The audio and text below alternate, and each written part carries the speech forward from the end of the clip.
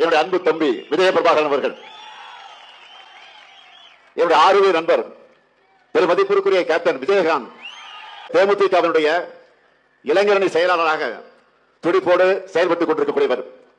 அவருக்கு நீங்கள் எல்லாம் முரசு சின்னத்தில் உங்களுடைய பொன்னான வாக்குகளை அளிக்கணும்.